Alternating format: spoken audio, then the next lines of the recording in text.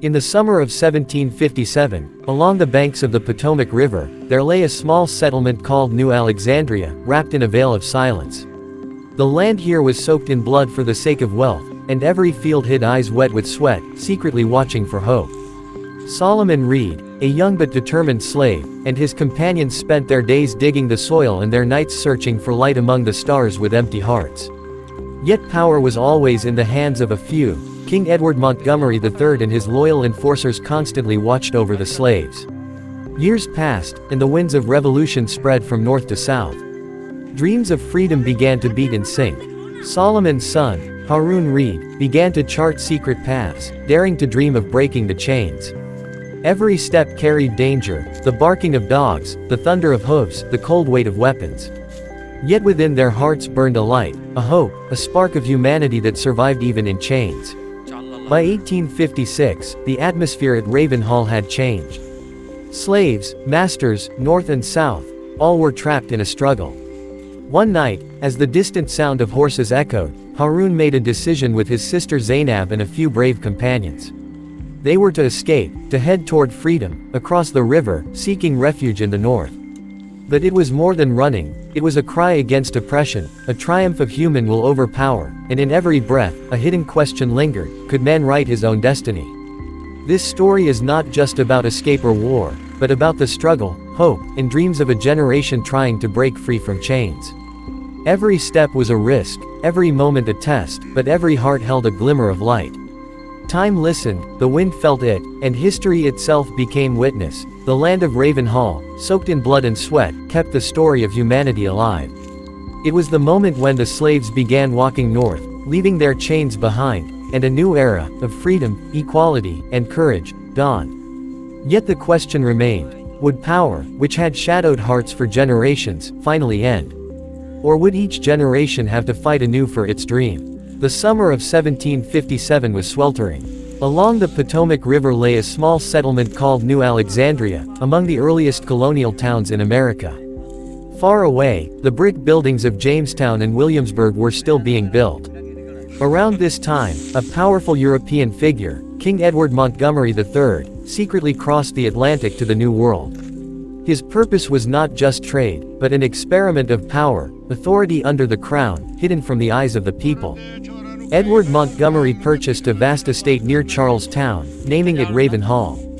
Here, cotton and tobacco thrived.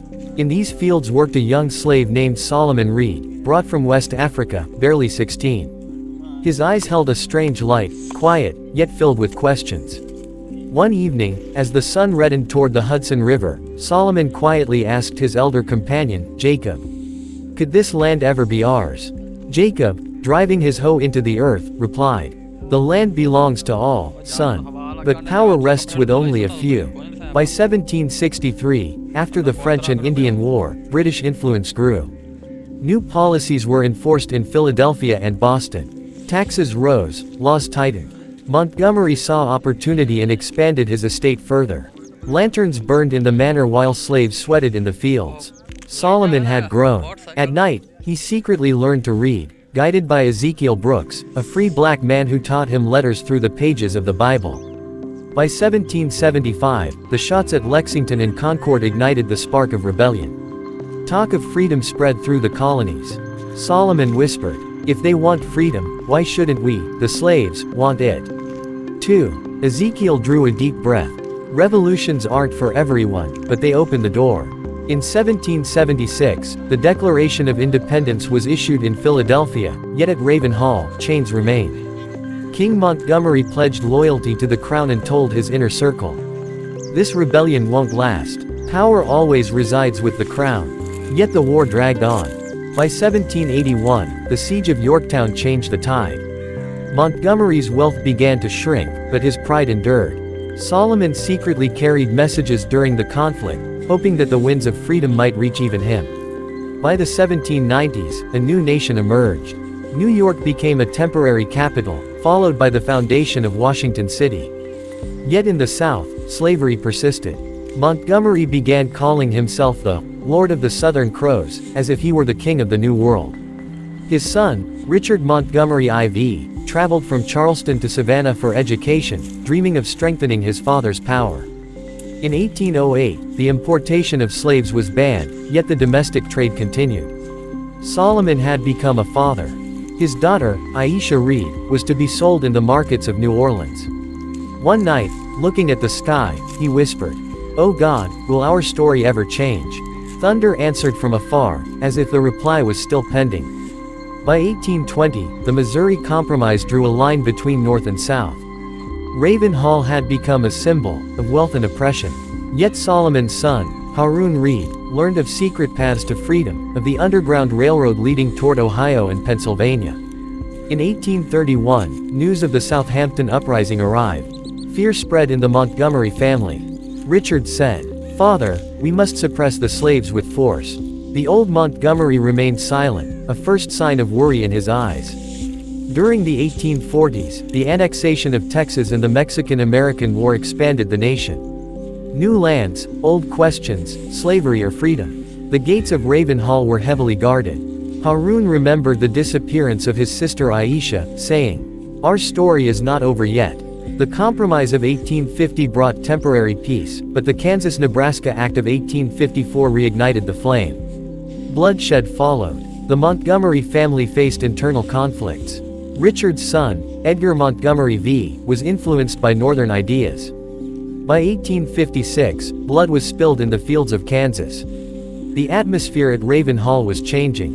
One night, Harun spoke to Edgar. "If you truly want change, help us break these chains." Edgar replied softly, "Power is inherited, but conscience is chosen." At that moment, the distant sound of horses' hooves echoed. A message was coming, perhaps of revolt, perhaps of war, perhaps the dawn of a new era. The hooves drew nearer. Dust rose at Raven Hall's main gate. A young rider, Jonathan Blackwell, dismounted, panting. His clothes were covered in dirt, his eyes alight with urgency.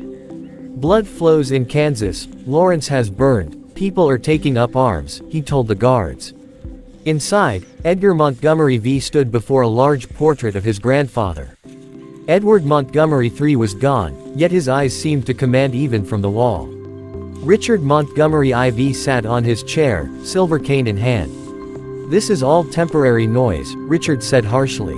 "America is one nation. Slavery is our economic foundation." Edgar met his father's gaze for the first time, replying, "And what if the foundation cracks?"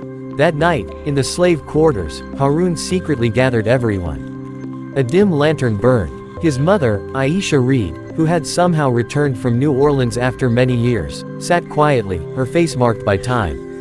Harun said softly, "Times are changing. Even white men in Kansas stand against each other. If they can be divided, we can find our path too." A young girl, barely 15, Zainab Reed, asked, "Will we run?" Harun nodded. "Not yet. First, we must see which way the wind blows." The beginning of 1857 was cold. In Washington City, the Dred Scott decision was announced. Black people were not citizens. Richard Montgomery breathed with satisfaction. "See, the law is with us," he said, smiling. Yet Edgar's face turned pale. "Law is not always justice, father," he whispered. Outside, the world was changing. Abolitionist societies were active in Boston, secret meetings were held in Philadelphia, and a rising city called Chicago was shaping new politics. Whispers of Harper's Ferry began. One night, Edgar quietly approached the slave quarters. Harun awaited him, as if expecting his arrival. "Have you come to decide?" Harun asked. Edgar drew a deep breath. "All my life I've heard we are rulers and you slaves. But I never asked why. If a war comes, I will not stand with my father." Harun's eyes were a mix of shock and suspicion. "Words are easy, Edgar. Chains are made of iron." Meanwhile, Richard called his loyal man, Captain Sylvester Hardin. "If the scent of revolt reaches here, set an example. Fear keeps power alive." Captain Hardin bowed. "Yes, sir." By 1858, the echoes of the Lincoln-Douglas debates reached the South. Slavery was no longer just a field issue, it had become a question of the nation's soul. Work in Raven Hall's field slowed. Whispers grew. Zainab asked her grandmother Aisha, "Grandmother, do kings always win?" Aisha looked to the sky. "My child, kings sit on thrones, but time does not always obey them." That autumn, a secret message revealed a safe route toward Ohio. The Underground Railroad had a new connection near Cincinnati. Haroun decided some would leave, but not all. "We won't scatter," he said. "We are roots. Some branches go north, some stay here." Edgar offered to ease the watch. But danger loomed. Captain Hardin suspected. One night he searched the slave quarters. Maps, names, routes were found. Treason, he ground his teeth. A silent storm brewed over Raven Hall. Richard announced that anyone attempting escape would be punished publicly. Yet to the north, political rallies stirred, and a new voice rose, one declaring that a house divided against itself cannot stand. The nights at Raven Hall grew long. Fear and hope beat together in the hearts of slaves. Edgar stood in his room, family sword in hand, wondering if he would raise it against his own blood. Then one evening, as the sky turned red and a strange tension hung in the air, Haroun whispered, "The time has come." But time for what? Escape? Revolt? Or the beginning of civil war? The night was heavy. Raven Hall's trees stood silent, as if awaiting a decision. Haroun chose 5 people: Zainab, her younger brother Yusuf, the elder Samuel Carter, and 2 young men, Dawud and Naaman. "You leave tonight," Haroun said softly. Zainab shivered. "And you?" "I cannot go yet. Some must stay to open the gate." Meanwhile, in the main house, Richard Montgomery IV received a report from Captain Hardin. "Sir, preparations for escape are underway. Maps found." A cold gleam appeared in Richard's eyes. "Set the example. Gather everyone at dawn." Before morning, the night had already changed. Edgar Montgomery V signaled from his window. He had removed the guard from the back gate. Zainab and the others moved silently toward the forest.